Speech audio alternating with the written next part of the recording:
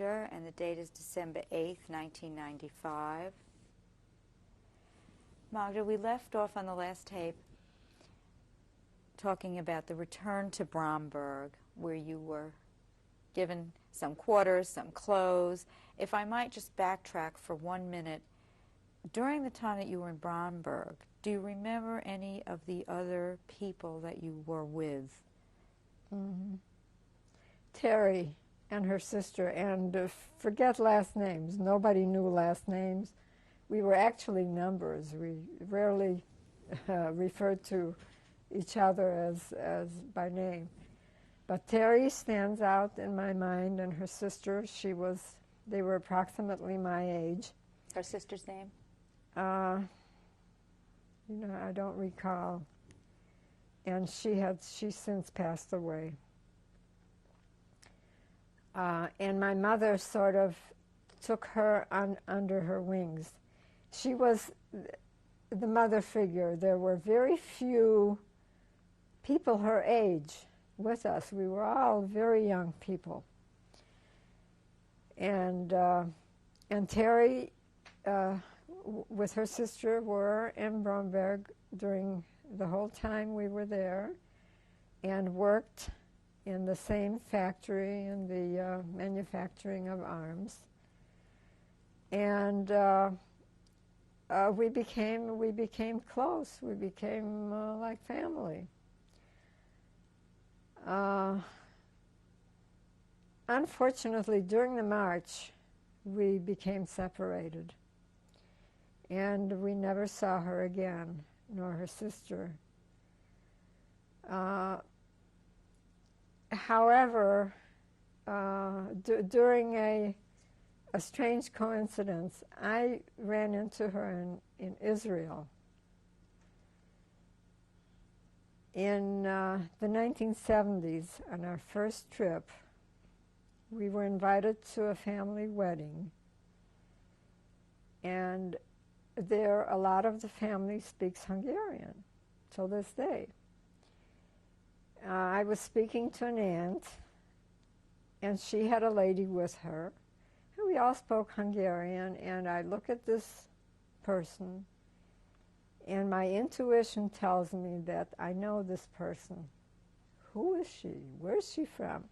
So I started asking her. And she told me who she was. It did not ring a bell. Did not ring a bell. But my intuition was so strong that after she left, I kept following her. And I became so obsessed that I had to find out who she was. So then she says, "And who are you?" So I give her my maiden name. She says, "Magda, don't you remember we were lager together? I'm Terry." So you can imagine the hugs and the tears, and she says, "And how's your mother and your mother?" And without her help, she says, we would have never made it. And she and her sister live in Israel today. I correspond with her. Unfortunately, her sister passed away since then. So that's the only contact I've had with anyone. Many of the people that we had contact with didn't survive. And that's the sad story. Now, back when you were in Bromberg for the second time, what were the conditions like in Bromberg at that point?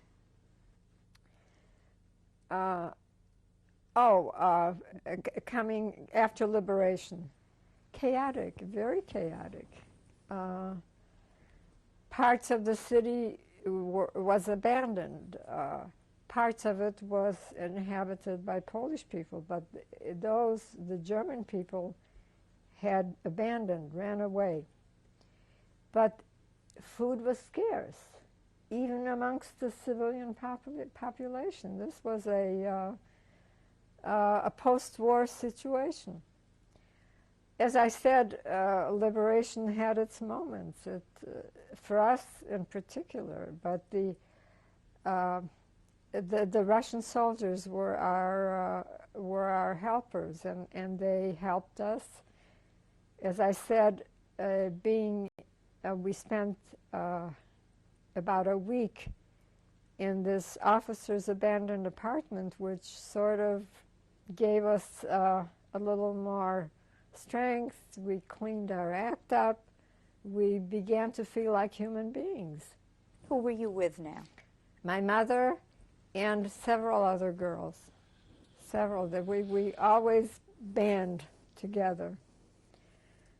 Of course, our purpose was to go back to our hometown in the hopes of finding some surviving member of the family. That was our only drive to go back.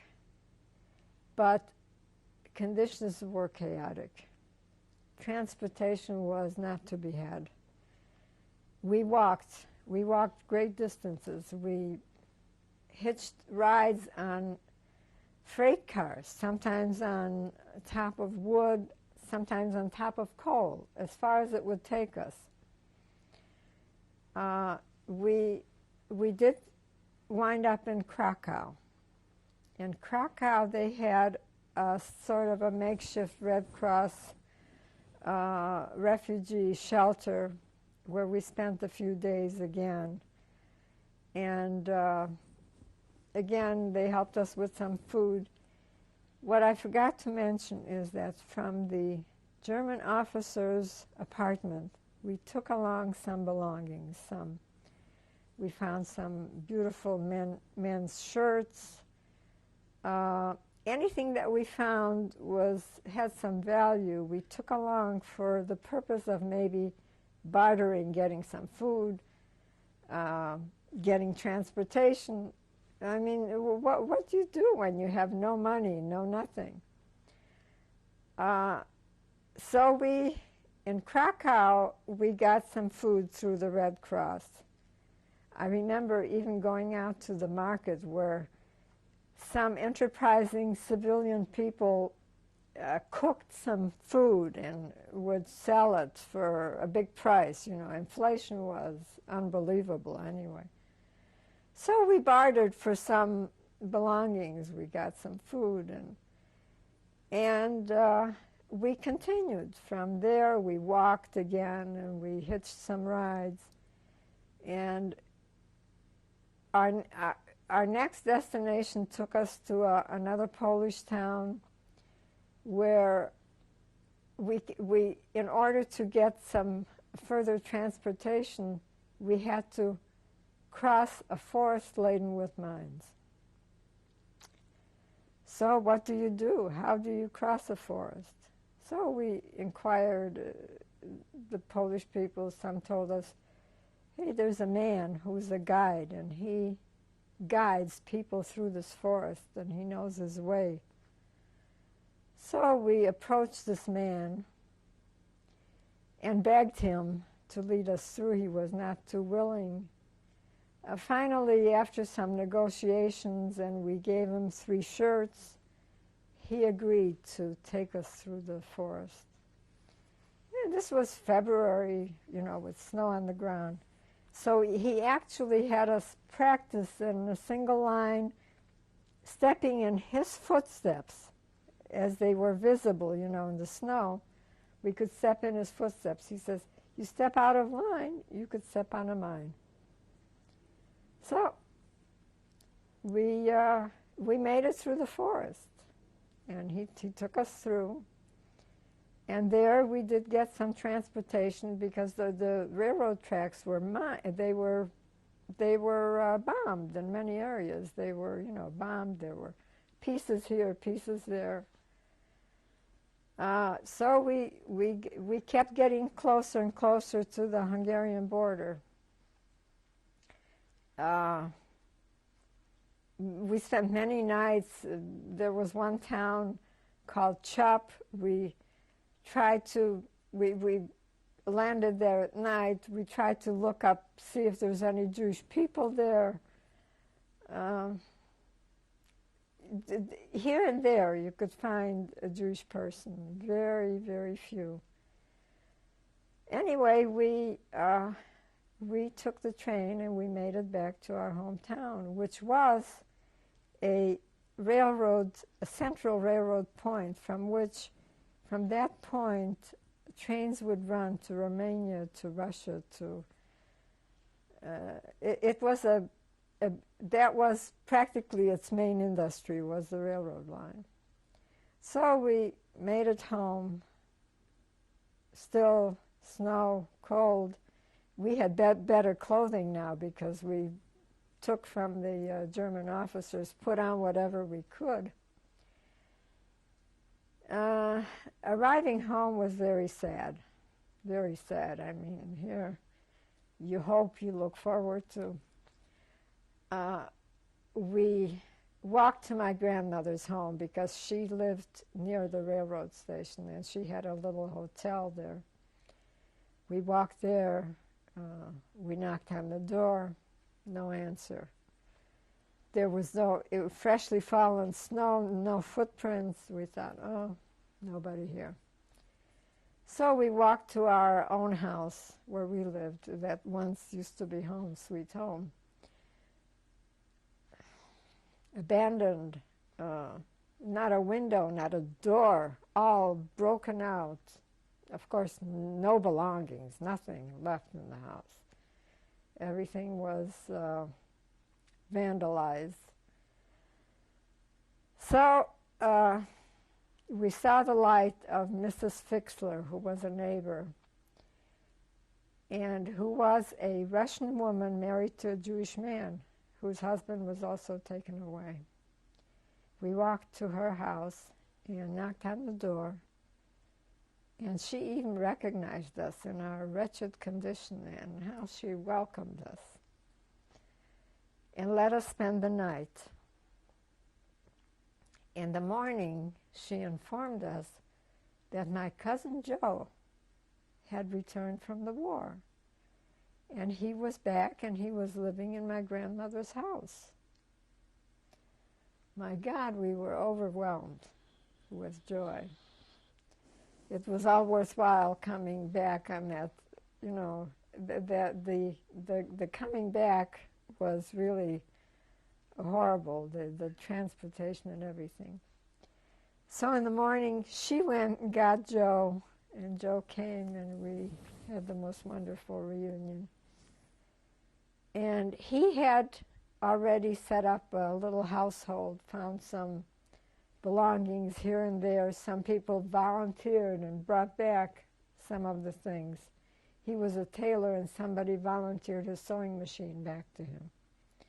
And he was eking out a living, sewing, and so we had some place to go to. Here we had somewhere to sleep and to clean up our act, because on the way home we picked up lice. All through the camp we managed to stay clean, and on the way home in these wretched transports and in Krakow and in the shelter, this is where we picked up lice. We were boiling our clothes and cleaning up our acts.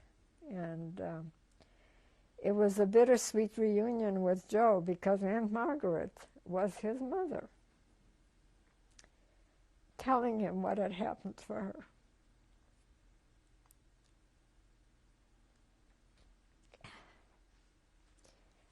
Anyway, every day we would go to the railroad station, hoping that someone would be returning.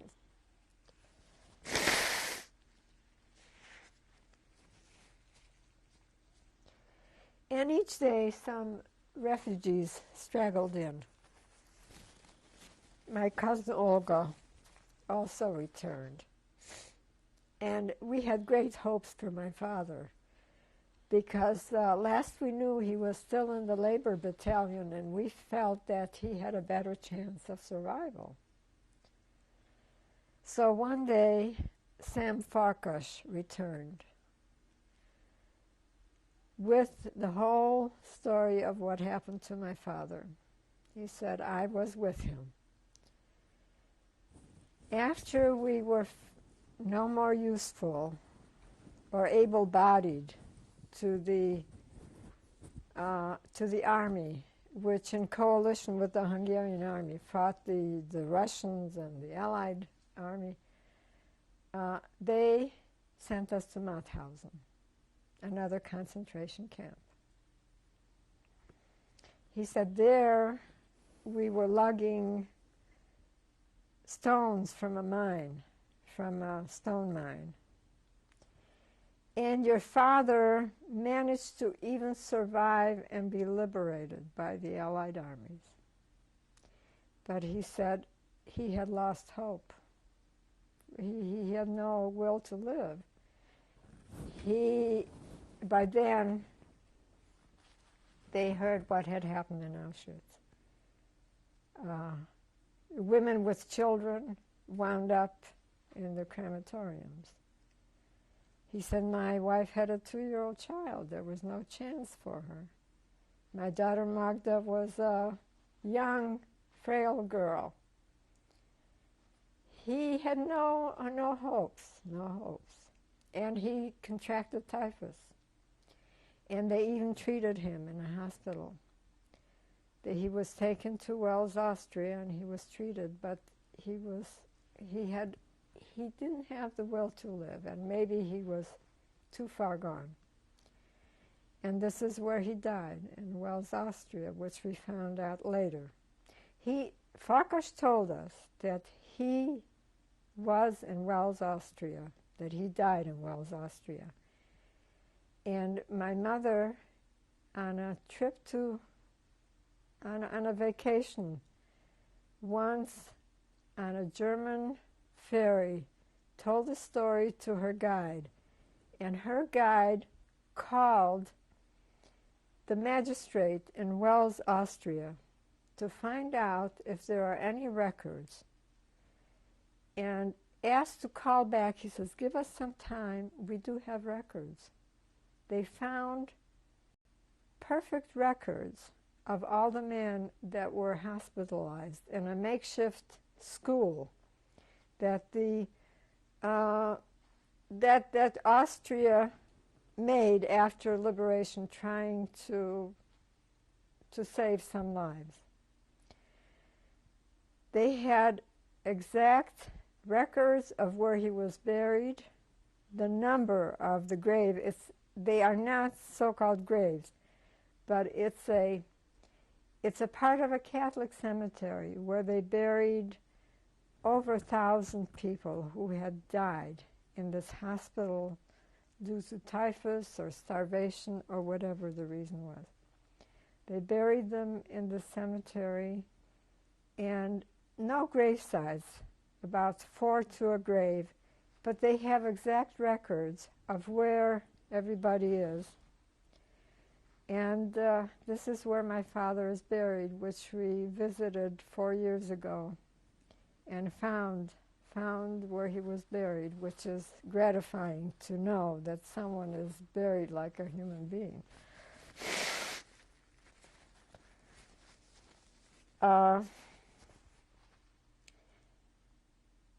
In memory of all our family, we have dedicated a forest in Israel. There are 4 families, all told, 3 families, 4, both on my husband's paternal and maternal side of the family, my mother's paternal and maternal family. Many people who have lost their lives in the Holocaust. We have dedicated 40,000 trees in Israel, which is, to us, is like going to their grave sites.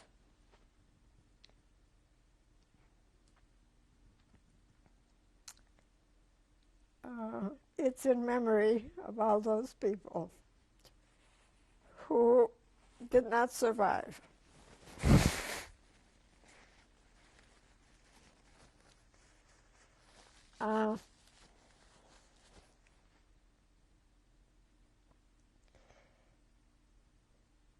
Unfortunately, we have no records of anyone.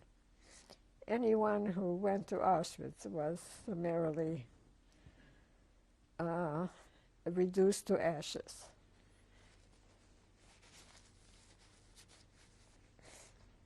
It's comforting to us to have something in their memory.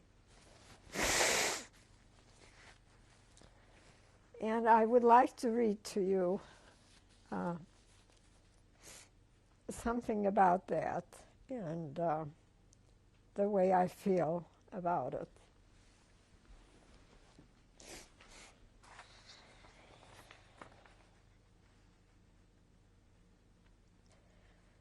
On the slopes of the Judean mountains, in Kiryat Ye'arim, a sign says the Willinger Forest.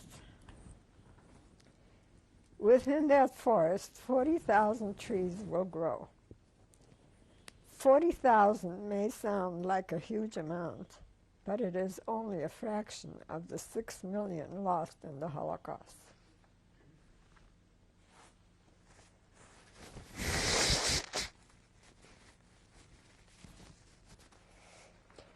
Of the 6 million, 1.5 million were children.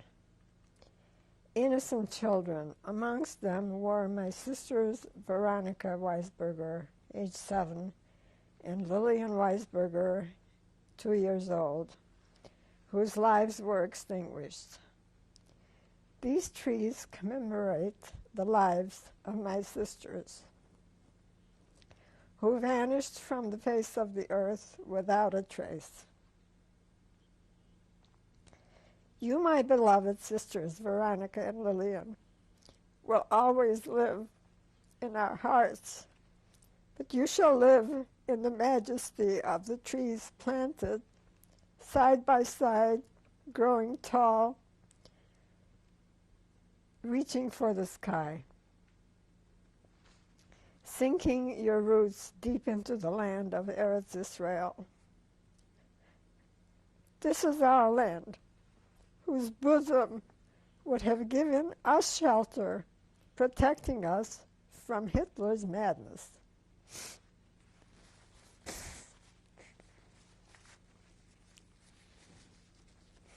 If it had only existed, you shall provide shade and purify the air for the people of Israel, the land that has become home to the broken fragments of the Holocaust. From faraway lands of Yemen and Ethiopia, people came to you on the wings of eagles, a prophecy fulfilled. You, my sisters, I remember vividly, as you were torn from our mother and separated from us. You, my father, who is buried in Austria with 817 comrades, you also shall continue living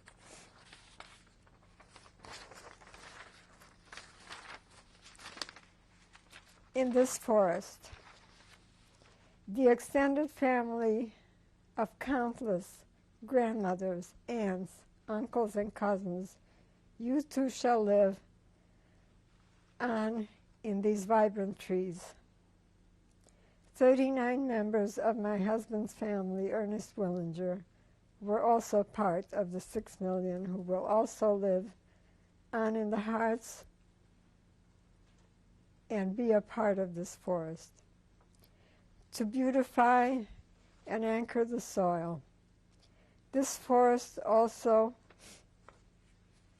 connects us with our survival, but facing the future in the land of Israel. This gives us great comfort to at least commemorate these people who lost their lives.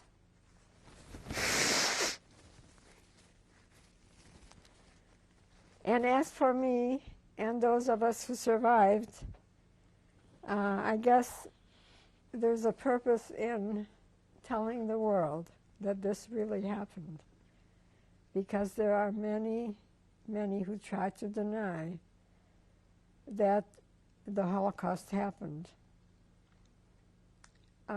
Even though we see atrocities going on today of ethnic cleansing in Bosnia, we must fight and fight against this kind of atrocity. And also a gratitude to the Shoah Foundation for trying to preserve the memory of the Holocaust by taking our testimonies.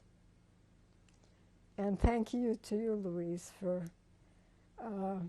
giving of your time and energy.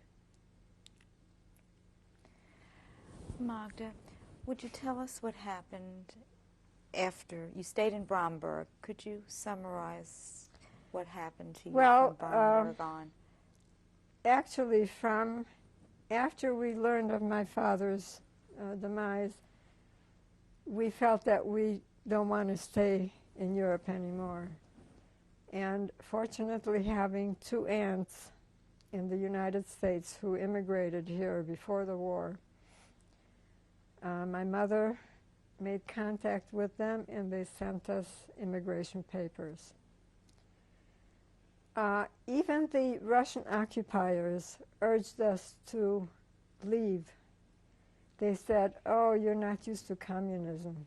Get out of here."